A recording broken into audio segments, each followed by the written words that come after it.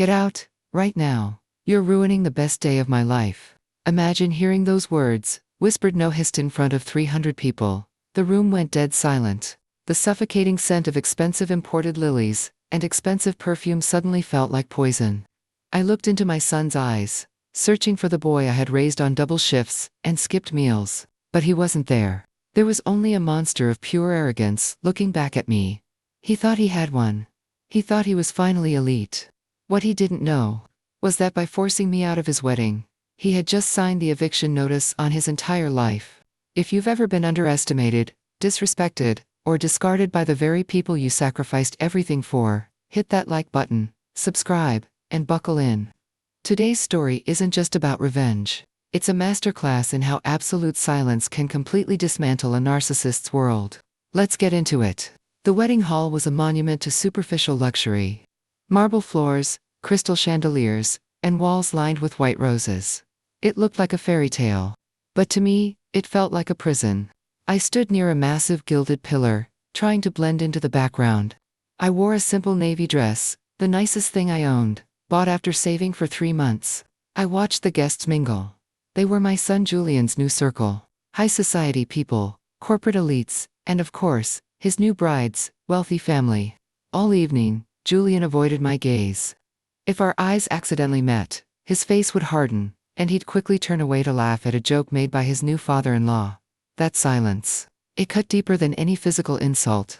Then came the moment that changed everything. Julian's new wife, Chloe, noticed a few of her high society friends whispering while looking in my direction. Chloe muttered something to Julian, her face contorting into disgust. Julian's jaw clenched. He marched across the marble floor, his polished shoes clicking loudly. The music seemed to fade. When he reached me, he didn't ask if I was enjoying myself. He didn't offer me a glass of water. He just leaned in, his voice sharp enough to draw blood. Julian, you don't fit in here, Mom. Look at you. You're making Chloe's family uncomfortable. I need you to leave now. I gasped. I thought he was joking. Julian, I'm your mother. But he didn't let me finish. He took a step back and raised his voice so the surrounding tables could hear. Julian, I said, leave. You're embarrassing me. Just go back to your apartment and stay there. A collective gasp echoed through the hall. Some people looked away in secondhand embarrassment. Others stared at me with cruel pity. Chloe stood in the distance, a smug, triumphant smirk plastered across her face. My heart hammered against my ribs. The urge to scream, to cry, to tell everyone in that room how I had spent the last 24 years bleeding myself dry for this boy was overwhelming. But I didn't speak. Show, don't tell. I closed my mouth. I straightened my spine. Years of survival and discipline had taught me one thing: never let them see you bleed. I turned around and walked out. Every single step felt like I was dragging blocks of concrete. Outside, the sharp, unforgiving night air hit my face. I sat in my beat-up sedan, gripped the steering wheel, and let the first tear fall. As I drove back to my empty house, memories flooded my mind without permission. I remembered teaching Julian how to walk. I remembered holding his tiny hands so tightly, terrified that he would fall and hurt himself. I realized, with a sickening jolt in my stomach, that I had been holding his hand his entire life even when he had grown into a man who despised the very hands that fed him. When his father died 15 years ago, we were left with nothing but debt and a mountain of grief. I made a solemn promise over his father's grave: I will give our boy everything. And I did. I worked double shifts at the hospital, scrubbing floors until my knuckles bled. I came home with an aching back, forcing a smile onto my face so he would never feel the heavy burden of our poverty. On his birthdays, I scraped together enough to buy him the trendy clothes and gadgets he begged for, while I wore the same pair of worn-out shoes for 4 years straight. I thought I was teaching him resilience. I thought I was teaching him how to appreciate love.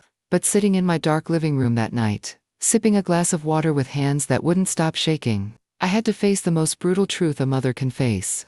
Loving someone too much can sometimes teach them the wrong lesson. It teaches them entitlement instead of gratitude.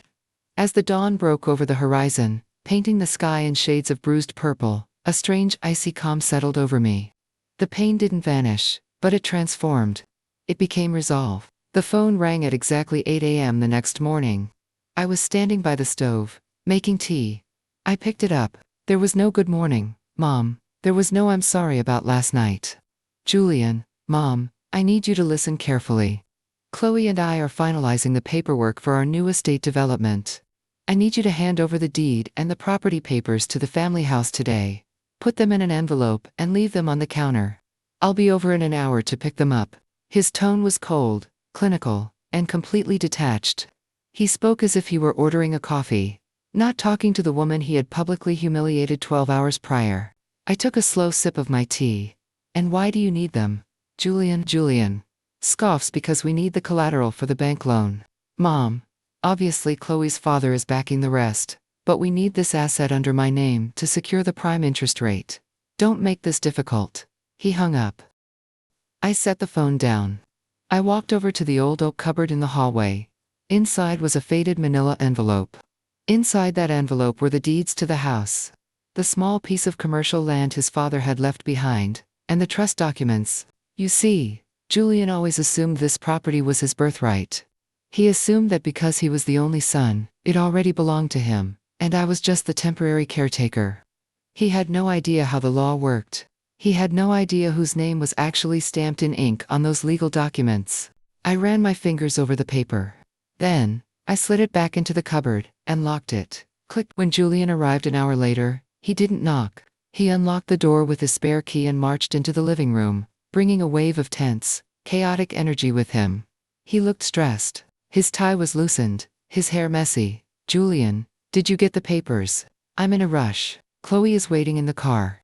I looked at him, really looked at him. "No, Julian, I didn't get the papers." He snapped. "Julian, are you serious right now? Look, I know you're upset about last night, okay? But it was a hyperfile wedding. I was under immense stress, Chloe was having a panic attack, and you were just standing there looking out of place. It wasn't personal. It was logistics. Now give me the papers." I didn't shout, I didn't cry. I kept my voice perfectly level, which seemed to terrify him more than an angry outburst ever could. "You stood in front of hundreds of strangers and called your mother an embarrassment. Julian, you cast me out like trash. That wasn't logistics, that was your character." Julian laughs bitterly. "Oh, here we go with the guilt trip. Keep the emotional drama, Mom. I need the inheritance. It's my right." "It was your inheritance," I said softly. "But respect matters more than property. The papers stay with me. You can leave now." Julian's face turned crimson. He swore, slammed his hand against the wall, and stormed out, shouting that I was ruining his financial future. When the door slammed shut, I finally broke down and cried. Not out of regret, but because standing your ground against your own child is the hardest thing a mother will ever do. Days turned into weeks. At first, the silence in my house was deafening. It felt like trying to breathe with only one lung. Every time the phone buzzed, my heart skipped a beat, but it was never him. So, I chose to reclaim my life. I repainted the bedroom Julian used to sleep in, replacing the faded posters with a bright, calming sage green color. I started taking long morning walks. I reconnected with old friends I hadn't seen in years because I had been too busy working to support Julian's lifestyle. Meanwhile, whispered updates started reaching me through distant relatives. Without the deed to my property, Julian couldn't secure the massive bank loan he needed to impress Chloe's family. The wealthy facade he had tried so hard to build began to crack.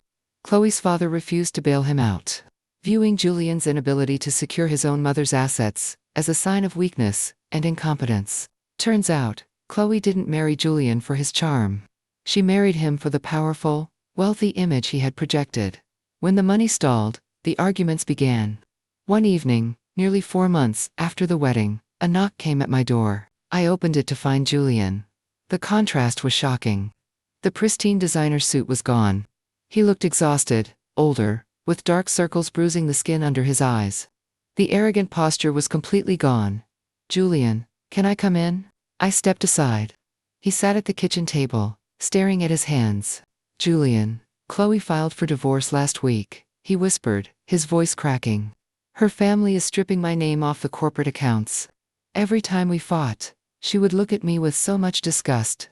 She told me I was nothing but a low-class parasite trying to climb into her world." He looked up at me, his eyes shining with unshed tears. "Julian, every time she said those words to me, I remembered what I said to you at the wedding." She used the exact same tone. The exact same words. I listened in silence. The poetry of the universe is brutal. The very toxic, elitist attitude he had weaponized against his own mother had been turned right back on him. Julian, Mom, I really need the property now. If I sell the commercial land, I can pay off the debts from the wedding and start my own firm. Please, I have nothing left. I reached across the table and placed my hand over his. For a second, a spark of hope lit up his eyes. He thought the maternal instinct would kick in. He thought I would play the rescuer. Narrator. I love you, Julian, I said gently. But the answer is still no. The hope died in his eyes. Julian, why? You're my mother, aren't you supposed to forgive me? Forgiveness does not mean enabling your entitlement, I replied. This property was never a reward or a punishment. It is a responsibility. Inheritance is not a right, earned by birth. It is a trust earned by character. Right now, you don't have the character to hold it.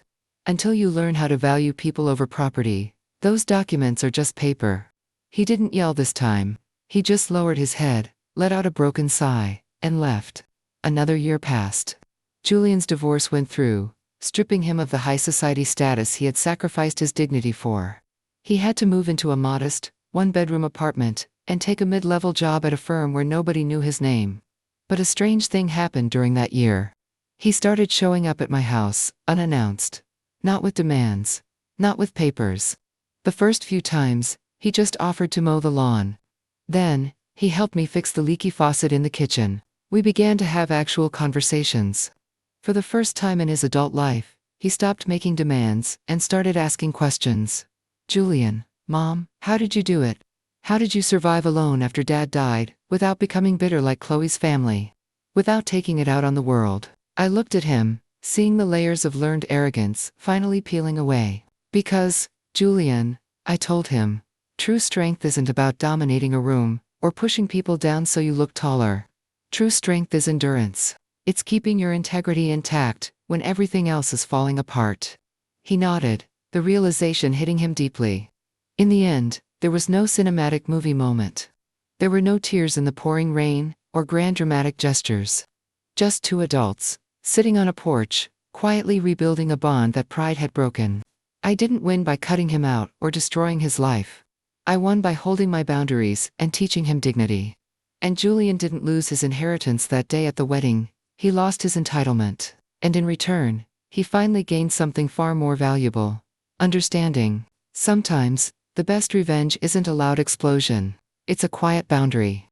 When you refuse to let people mistreat you, you force them to face their own reflection.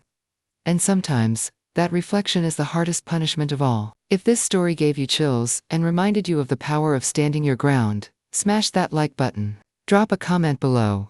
Do you think the mother did the right thing by withholding the property, or should she have helped him sooner?